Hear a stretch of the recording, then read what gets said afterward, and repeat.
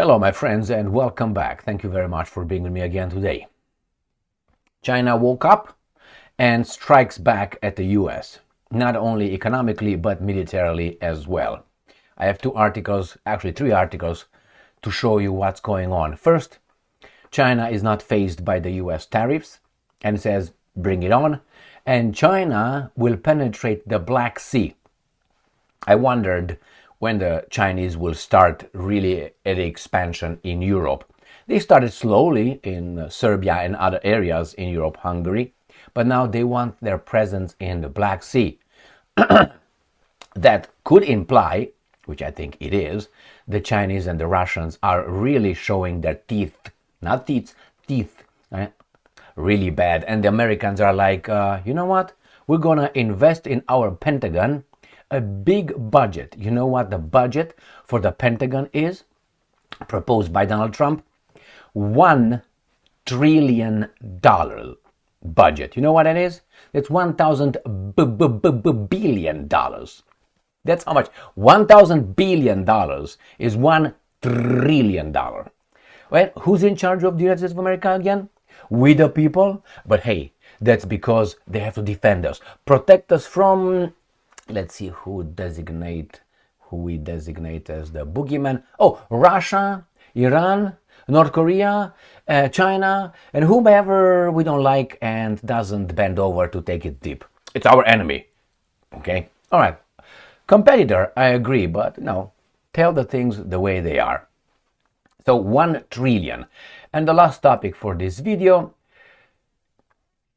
I said this many times, and I think that's a fact. If you don't believe me, just pay attention, not to me, but to the media. These guys are portraying Trump as a baboon, doesn't know what he's doing, definitely, has no idea. He's just a, feeling-based individual with primary instincts, and he's just purging, like Stalin did, the US military. He's going to be portrayed as the guy who doesn't know what he's doing. On the contrary, he could be at the border of being a traitor. This is how the media portrays. How?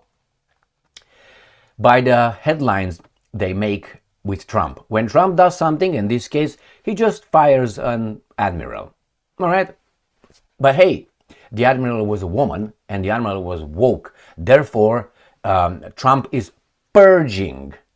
And that is going to create a national security purge. You see, Stalin, the Georgian dictator, tyrant of Soviet Union, not a Russian dictator of Russia, he did his military purge in 1936, 37, around that time, just before the war. So about 2/3 of his highest echelon were purged by Stalin. So now we have the same people, and they will bring it soon. They were going to have an opinion, someone saying, isn't Trump doing exactly what Stalin did now that Russia and China and all these guys, Iran, want to attack Israel and us?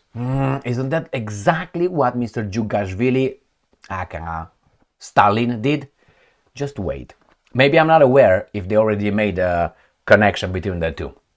So let's start with the first topic. This comes from the New Voice of Ukraine. China refuses to bow to Trump's tariffs threats. China said it would not bow to quote-unquote blackmail from the US as the global trade war triggered by President Donald Trump's tariffs showed no sign of easing on April 8th. I told you that Trump's art of the deal should be called art of the steal. Not to steal like to steal, like stealing other people's things, through blackmail. I made videos about explaining how these guys behave with threats. They want to negotiate with Iran or Russia only on my terms, and if you don't do it, we're going to slap sanctions on you.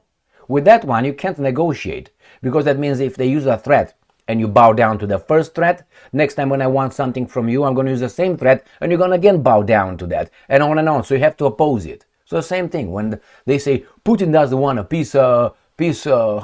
ceasefire or a peace process, he's a bad dude. No, he doesn't want it your way.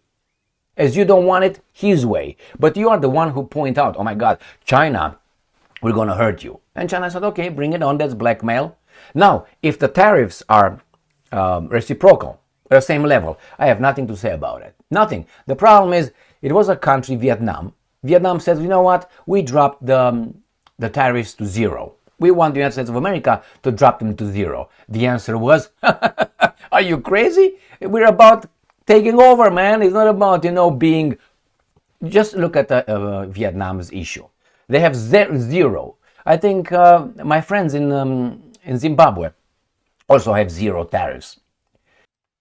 And again, the Americans don't care. The other countries say, okay, no tariffs. How about no tariffs between us? And Americans say, no, why? Because if there's no tariffs, their cheap products will enter the US market very cheap, and they will destroy American manufacturing companies, very much inflated prices. Why? For various reasons. I'm not going to go into that. First, labor cost. Let's put it this way. And they could not compete with Vietnamese. Let's say Vietnam makes some glasses. Let's say almost as good as the American glasses that we don't make. But anyway, all right. Let's say we make these glasses with $2,000 in the United States of America, and the Vietnamese make it with $2. Almost the same product. Let's say worse, because the Vietnamese are a little bit, with the best. Okay. So when they bring it with $2 here, and we have it $2,000, most people will opt for, and maybe it's not as, it's a little bit rough here or rough there, but hey, it's about 90% as good as the American one. But the price is, and I'm exaggerating, $2 versus $2,000. So which one do you think people will buy? The $2. So that's why Americans will want tariffs. Why? Otherwise, our manufacturing will be shitty. Why? Cost of production.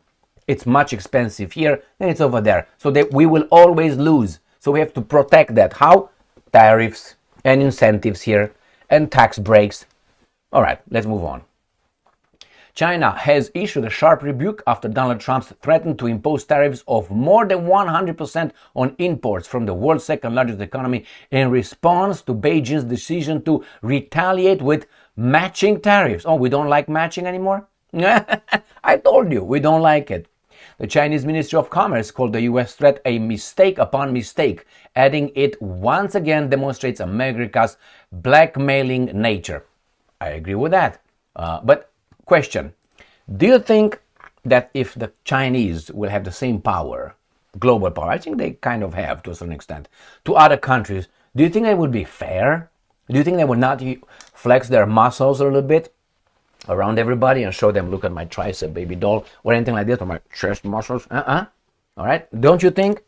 That's an attribute of the strong.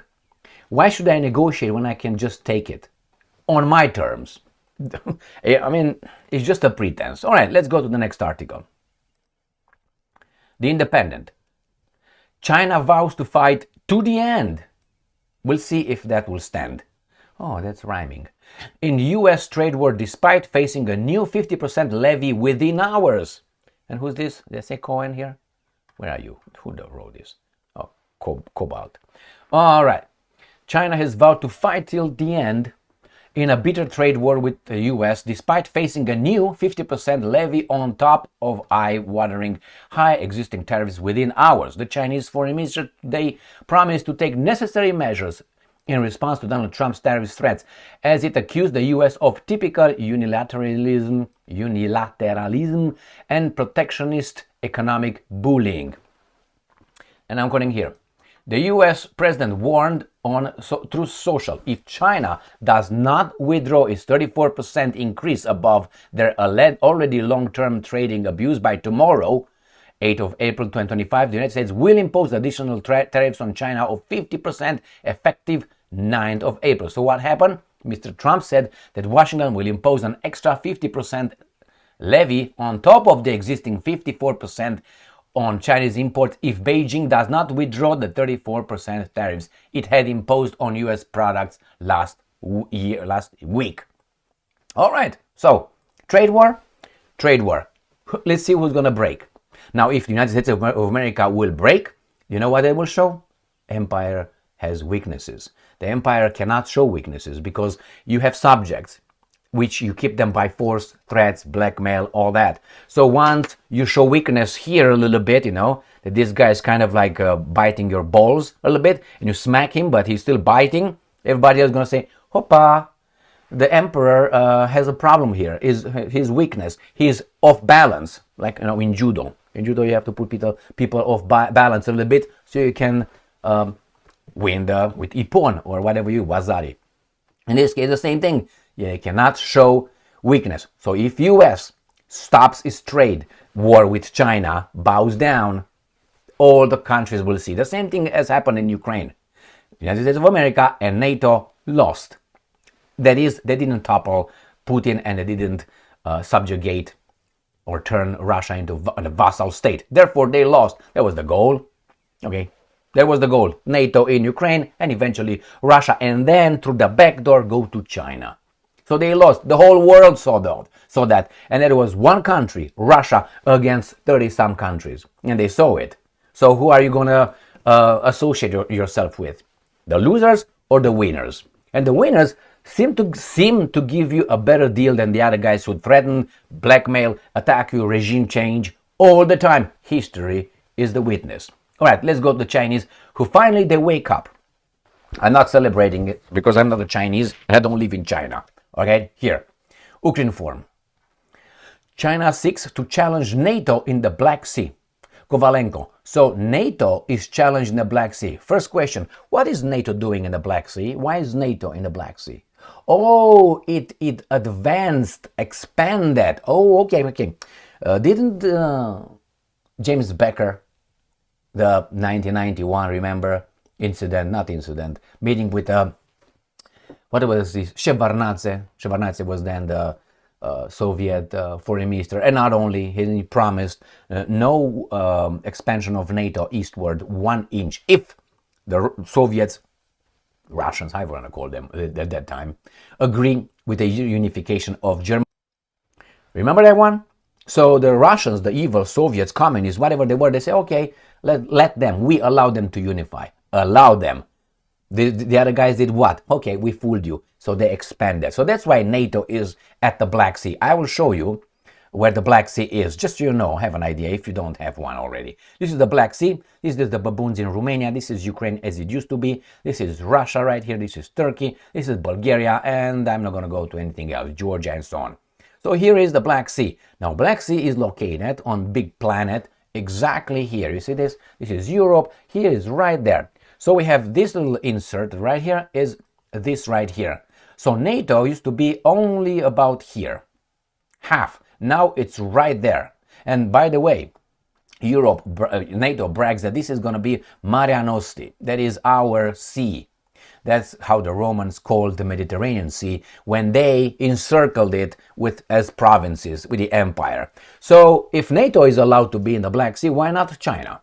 Because you can't tell me it's the proximity, because if you tell me about the proximity, what are the NATO troops doing in Russia? Now, if you tell me, well, Russia is an independent, NATO troops in Ukraine, next to Russia, then I would say, okay, and what's your problem? Ukraine is a neutral country, isn't it? No more.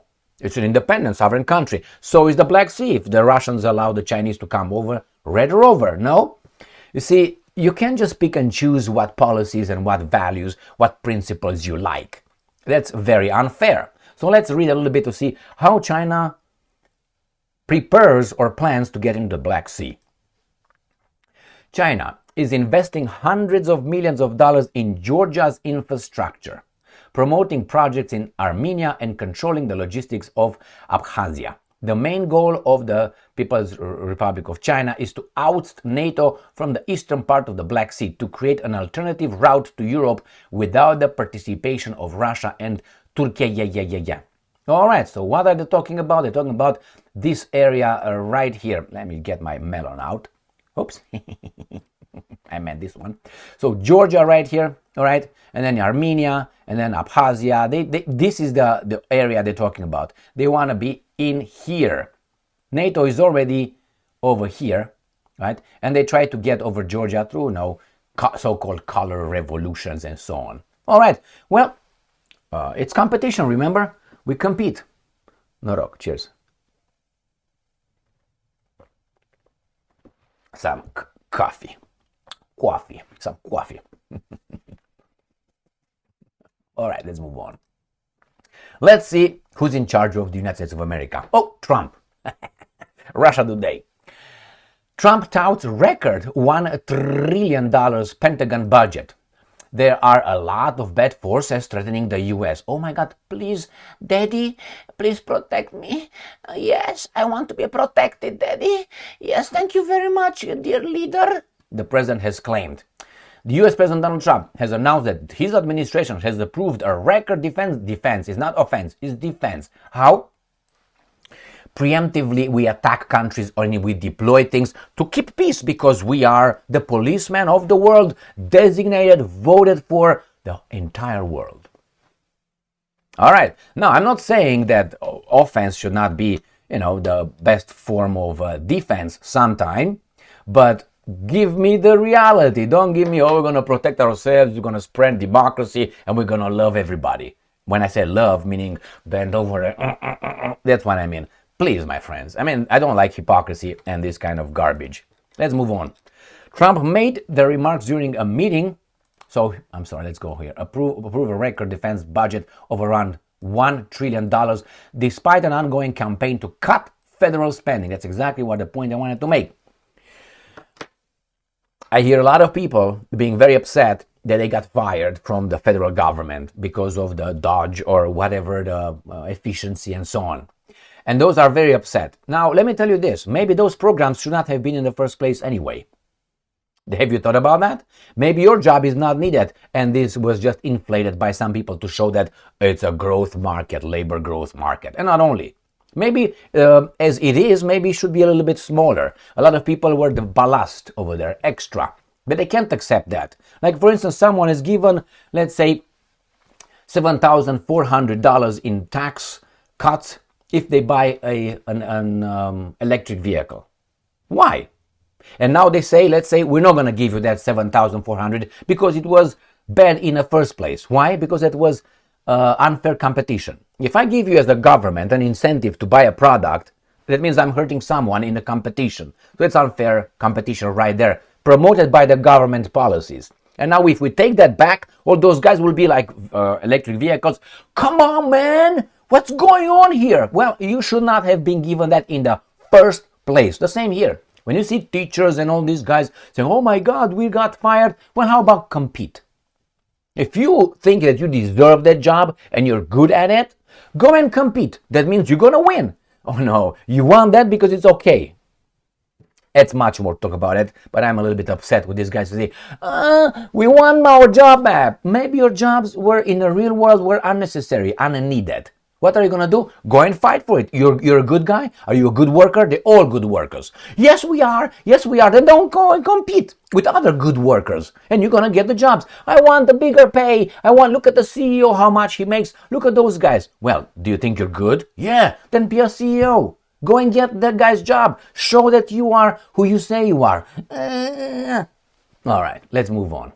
So remember, we are cutting, but we're giving to the military. Why? Because there's a threat over there, he tells us. All right, let's see how Trump behaves like Stalin, the man of steel. Reuters, U.S. Admiral, please pay attention to the wording in this headline. U.S. Admiral at NATO fired in expanding national security purge. Now, purge is a bad thing, right? And here she's gonna be, and look who's gonna be. Right there. She's been fired as part of what appears to be an expanding national security purge. All right? So that's the problem.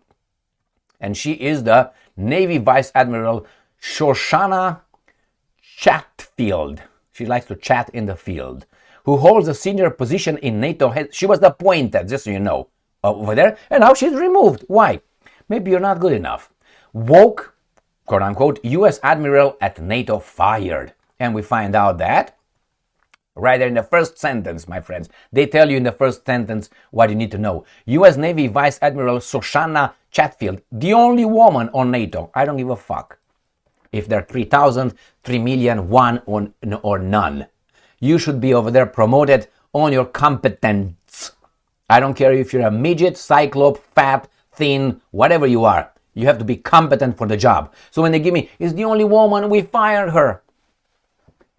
Well, people get hired and people get fired. Who's in charge? That guy. It's okay. The next baboon is going to hire her again, like she was already hired, in the same way. Compete, my friends. But the problem is, we talk about ideal things, and we should not fall for that. Why? The real world is like this. Hey, baboons, we're going to make you follow the laws, the rules that we all agree upon, through various means. First, we're going to give you a little set of values through religious means, through, the school, through our society, culture, and traditions. So you don't steal, don't cheat, don't take anything. So that means you're very obedient to these things that we like.